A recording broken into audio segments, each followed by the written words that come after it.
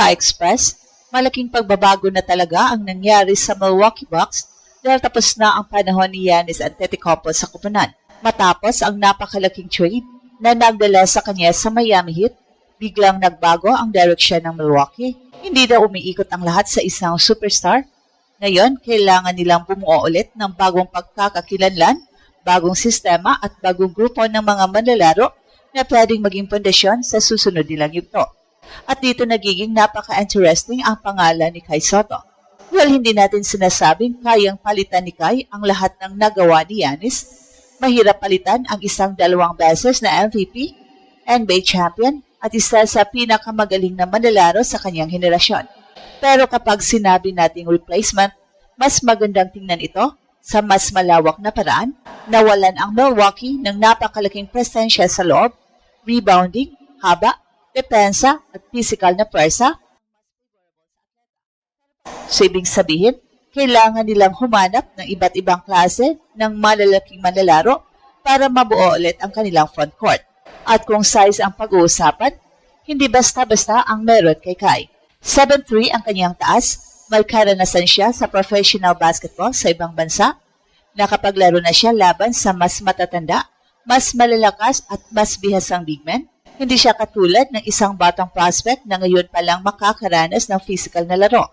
Matagal na siyang nasa professional environment at alam na niya kung paano makipagsabayan sa mga veterano. Sa kasalukuyan, meron pa rin veteranong sentro ang Milwaukee na si Miles Turner. Meron din silang mga batang frontcourt players na pwedeng i-develop, pero hindi naman ibig sabihin noon na sarado na ang pinto para sa isa pang malaking katawan na may kakaibang physical na katingian. Sa NBA ngayon, hindi sapat na isa lang ang big man mo. Kailangan mo ng panangga sa ilalim, rebounder, screener, rim runner at minsan ay isang developmental center na pwedeng ihanda para sa mas malaking papel sa hinarap. At dito may malinaw na pwedeng ibigay si Kai. Ang malaking bentahin niya ay hindi may tuturo sa training camp. Hindi mo kayang turuan ang isang manlalaro na maging 7'3". Ang height, haba ng braso at abot ni Kai ay likas na sandata. Ang trabaho na lang ay palakasin ang katawan, bilisan ang paa, gawing mas matatag ang depensa at gawing mas consistent ang kanyang laro. At para sa Milwaukee, mahalaga ito dahil nagsisimula sila ng panibagong yugto. Kapag may isang kupunan na dumadaan sa rebuilding or restructuring, mas bukas sila sa mga manlalarong mura, bata at may upside. Hindi lahat ng kukunin mo ay dapat agad maging starter. Minsan kukuha ka ng manlalaro dahil may isang espesyal siyang katangian na pwedeng pagtrabahuhan. At para kay Kai, ang espesyal na katangian yun ay malinaw, size. Kung mabibigyan siya ng tamang sistema, strength program, defensive coaching at regular na repetitions, may posibilidad na mas maging kapaki-pakinabang siya kaysa iniisip ng maraming tao. At ito rin ang dahilan kung bakit mahalaga ang susunod na hakbang ni Kai sa kanyang career. Patuloy niyang hinahanap ang paraan para mapalapit ulit sa NBA radar. Isa sa mga tinitingnan niyang ruta ay ang posibilidad na makapaglaro sa NCAA sa US, depende sa kanyang eligibility at waiver situation. At kung mangyari yun, malaking bagay yun para sa kanya. Mas madalas siyang makikita ng mga NBA scouts, mas mapalapit siya sa mga executive, coaches at talent evaluators, mas madali nilang mamamonitor kung gaano kalaki ang kanyang improvement sa mobility, strength, rebounding at depensa. At yan talaga ang kinailangan ni Kai sa ngayon. Hindi na sapat na sabihin lang na matangkad siya, alam na ng lahat yon.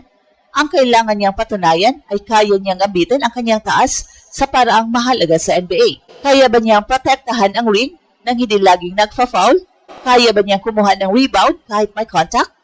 Kaya ba niyang tumakbo agad sa depensa? Kaya ba niyang mag-set ng matibay na screen? Kaya ba niyang sumabay sa pick and roll? At kapag napunta siya sa perimeter laban sa mas maliit at mas mabilis na guard, kaya ba niyang hindi maiwan? Yan ang mga tanong na dapat niyang sagutin.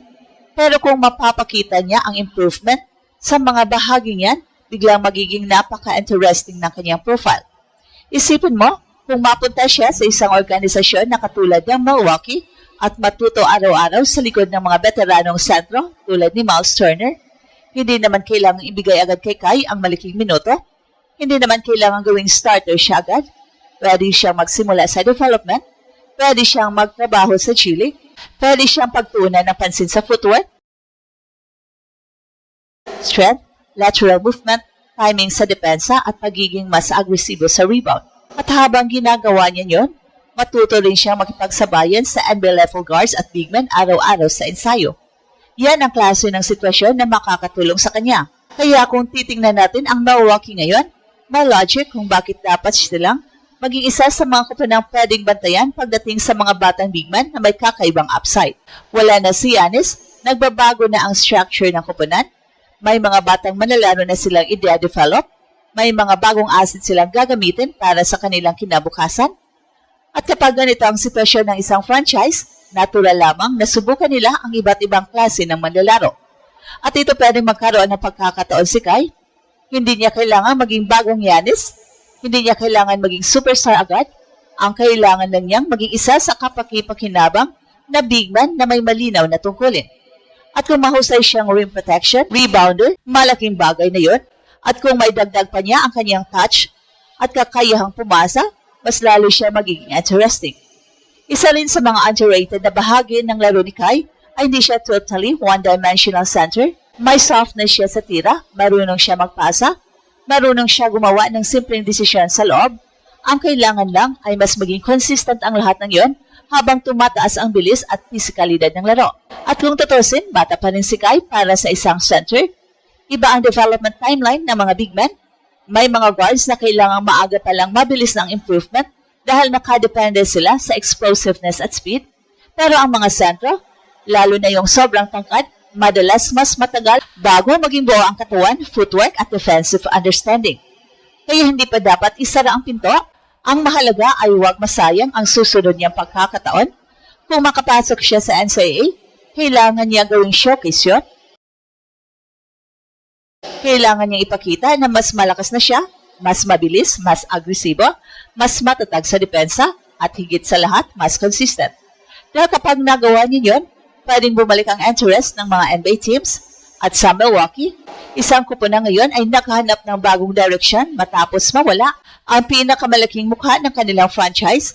Maaaring magkaroon ng puwang para sa isang player na katulad ni Kai. Hindi dahil papalitan niya si Giannis bilang superstar, kundi dahil pwede siyang maging bahagi ng bagong frontcourt na itatayo ng Bucks. Isang napakalaking katawan na pwedeng i-develop, isang center na may international experience, isang manlalaro na hindi pa umabot sa kanyang pinakamataas na potensyal, at para sa isang kupunan na nagsisimula ulit, minsan yun mismo ang klase ng sugal na sulit subukan. Maliit ang risk kung development contract o training opportunity lang ang ibibigay mo, pero kung gumana, meron kang 7'3 center na pwedeng maging rim protector, back at big sa loob ng maraming taon.